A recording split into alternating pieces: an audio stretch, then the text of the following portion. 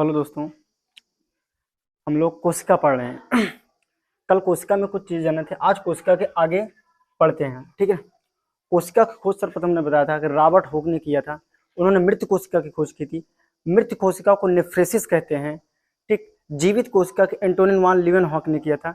एंटोनी वान Leeuwenhoek को father of bacteriology कहा जाता है कहते हैं, और रॉबर्ट हुक को फादर ऑफ साइटोलॉजी कहा जाता है। और कोशिका का अध्ययन साइटोलॉजी का कहलाता है। सबसे जो छोटी कोशिका है वो माइक्रोप्लाज्मा में होती है, और सबसे बड़ी कोशिका जो होती है शुतुरमुर्ग के अंडे में होती है। ठीक। फिर उसके बाद हमने बताया मानव में सबसे बड़ी जो कोशिका होती है वो ओवम होती है, और सबसे छोटी जो होती है वो स्पर्म होती है। ठीक। और सबसे लंबी जो होती है ब्रेन में होती है, तंत्रिका तंत्र। जो कोशिका विभाजन की बात किए थे हम लोग, जो सबसे ज्यादा कोशिका विभाजन वो लीवर में होता है। सबसे ज्यादा जो लीवर में होता है, और सबसे कम जो होता है वो तंत्रिका तंत्र यानी दिमाग में होता है। ठीक हो, ब्रेन में। इसीलिए ब्रेन में चोट लगने से व्यक्ति की कोशिका विभाजन नहीं हो पाता और उसकी मृत्यु हो जाती है। कोशिका सिद्धांत जो दिया था उसने स्लाइडन एवं सॉन ने दिया था। कोशिका सिद्धांत स्लाइडन एवं सॉन ने दिया था। ठीक। आज हम इतना कल पढ़ लिए थे, और उसके बाद आज कोशिका में हम लोग पढ़ते हैं कि कोशिका कल बताया था, ये भी बता दिए थे कि कोशिका दो प्रकार की होती है, यूकैरियोटिक कोशिका एवं प्रोकैरियोटिक कोशिका। यूकैरियोटिक कोशिका हम लोगों में पाई जाती है, जीव जंतुओं में पाई जाती है। और प्रोकैरियोटिक कोशिका जो जीव जंतु नहीं दिखाई देते हैं नंगी आंखों से, उनमें पाई जाती है। हम लोग मोटी मोटा हिसाब समझने के लिए बता दिए थे। ठीक। जो कोशिका होती है वो दो प्रकार में बांट दिया गया था, पादप कोशिका, जीव जंतु कोशिका। पादप कोशिका में पेड़ पौधों की कोशिका आती थी, और जीव जंतुओं में कोशिका में हम लोग की कोशिका आती है। फिर अब हम लोग कोशिका का पूरा निर्माण पढ़ने चल रहे हैं। कोशिका में क्या क्या होता है, अंदर क्या क्या होता है। कोशिका किसी भी जीव की संरचनात्मक एवं क्रियात्मक इकाई है। कल हमने बताया था कोशिका किसी भी जीव की संरचनात्मक एवं क्रियात्मक इकाई है। अब हम लोग देखते हैं तो कोशिका आदमी की सबसे छोटी जो इकाई होती है वो क्या है, कोशिका। कोशिका जो बनी होती है वो कोशिका के बाहरी परत को ये पतली झिल्ली से बनी होती है। पतली झिल्ली प्रोटीन की झिल्ली रहती है, प्रोटीन की पतली झिल्ली से बनी होती है, मेम्ब्रेन से बनी होती है। ये अर्धपारगम्य झिल्ली होती है। कैसी होती है? अर्धपारगम, सेमी परमिसिबल होता है। ठीक। ये झिल्ली क्या काम करती है कि कोशिका के अंदर आने वाले पदार्थों का नियंत्रण करती है। कोशिका के अंदर आने वाले, मान लीजिए यह कोशिका है, कोशिका के आने वाले अंदर पदार्थों का क्या करती है झिल्ली? नियंत्रण करती है। कोशिका के अंदर जितना भी पदार्थ आएगा उसको, कौन पदार्थ आएगा कौन नहीं आएगा, कौन बाहर रहेगा, उसका पूरी तरीके से नियंत्रण ये कोशिका क्या कहते हैं, झिल्ली करती है। झिल्ली किसकी बनी होती है? प्रोटीन की बनी होती है। झिल्ली बहुत पतली होती है, मतलब क्या होती है, अर्धपारगम होती है, यानी इसमें से कोई भी चीज पूरा पूरा नहीं जा पाएगा। ठीक है ना। अब हम लोग देखते हैं कि इसके अंदर, कोशिका के अंदर क्या होता है। कोशिका के अंदर माइक्रोकांड्रिया होता है, एंडोप्लाज्मिक रेटिकुलम होता है। हम लोग एक एक चीज के बारे में पढ़ते हैं। सबसे पढ़ते हैं माइक्रोकांड्रिया। अच्छा, माइक्रोकांड्रिया की जो खोज किया था उन्होंने अल्टमैन ने किया था। माइक्रोकांड्रिया की खोज किसने किया था? अल्टमैन ने किया था। ठीक। माइक्रोकांड्रिया में क्या कहते हैं कि जब माइक्रोकांड्रिया में 38 एटीपी मिलकर, एटीपी का फुल फॉर्म होता है एड्रोनोसिन ट्राइफॉस्फेट होता है। ये मिलकर एक ग्लूकोज बना देता है, और एक ग्लूकोज क्या कहते हैं कि, और एक ग्लूकोज 1 कैलोरी के बराबर ऊर्जा दे देता है। अच्छा, इसमें क्या होता है कि माइक्रोकांड्रिया में O2 द्वारा जब क्या कहते हैं ग्लूकोज को तोड़ा जाता है तो हमको 38 एटीपी प्राप्त होता है, उसके द्वारा ही इतनी ऊर्जा बनती है। ठीक। माइक्रोकांड्रिया को पावर हाउस कहते हैं, ऊर्जा का क्या कहते हैं? Power house. माइक्रोकांड्रिया को ऊर्जा का पावर हाउस कहते हैं, यानी इसके पास ऊर्जा संचित रहती है। और माइक्रोकांड्रिया की आंतरिक दीवारों को क्रिस्टी कहते हैं। माइक्रोकांड्रिया की आंतरिक दीवारों को क्या बोल देते हैं? क्रिस्टी बोल देते हैं। ठीक। माइक्रोकांड्रिया के बारे में हम लोगों ने इतना चीज समझ लिया। फिर आता है इसके बाद ये जो टेढ़ी मेढ़ी सी संरचना है, यह एंडोप्लाज्मिक रेटिकुलम, इसको अंतःप्रदब्य जालिका बोल देते हैं। अंतःप्रदब्य जालिका। अच्छा, अंतःप्रदब्य जालिका का ये काम है कि कोशिका को फुला कर रखना, पिचकने न देना। कोशिका को फुला कर रखने का काम किसका काम है? तो एंडोप्लाज्मिक रेटिकुलम, अंतःप्रदब्य जालिका। कोशिका को फुला के रखने का काम ही किसका है? Endoplasmic reticulum. इसमें ऑक्सीशोषण होता है और इसमें क्रेब्स चक्र चलता है। इसमें एंडोप्लाज्मिक रेटिकुलम में क्या चलता है? क्रेब्स चक्र चलता रहता है। ये फूलती पचकती रहती है, इसीलिए ये कोशिका को फुला कर रखने का काम होता है। ठीक। एंडोप्लाज्मिक रेटिकुलम का अगर हम लोग देखा जाए तो इतने पर से ऊपरी वाले भाग जो होता है स्मूथ होता है। ऊपर वाला भाग क्या होता है? स्मूथ, और नीचे वाला भाग खुरदुरा होता है। एंडोप्लाज्मिक रेटिकुलम का ऊपर वाला भाग क्या होता है? स्मूथ होता है, और नीचे वाला भाग क्या होता है? खुरदुरा होता है। ऊपर पे क्या कहते हैं? कार्बोहाइड्रेट वसा का निर्माण होता है।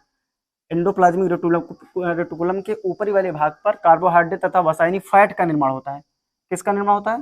फैट का। तो महिलाओं में क्या कहते हैं? फैट की मात्रा ज्यादा होती है।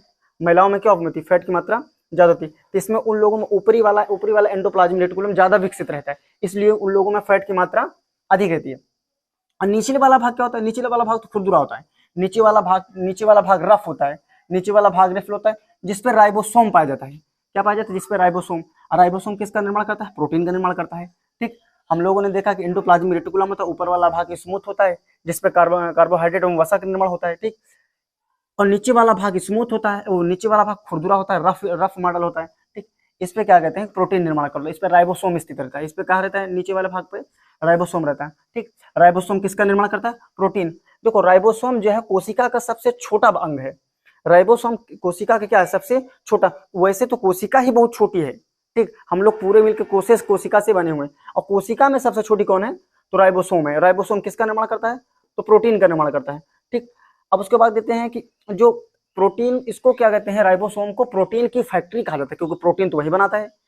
तो राइबोसोम को प्रोटीन की फैक्ट्री कहा जाता है। अच्छा, हम लोग देखते हैं कि जो यूकैरियोटिक और प्रोकैरियोटिक कोशिका हम लोग देखे थे, यूकैरियोटिक कोशिका में जो राइबोसोम होता है वो 70S राइबोसोम होता है।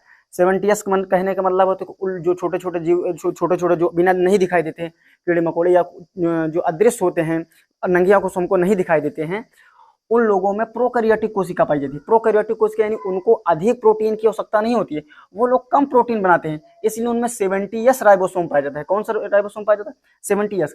और यूकैरियोटिक कोशिका यानी हम लोग जीव जंतुओं में यूकैरियोटिक कोशिका पाई जाती है, यानी 80S। हम लोगों में ज्यादा प्रोटीन की आवश्यकता होती है। ठीक है, इसमें ज्यादा प्रोटीन बन जाता है।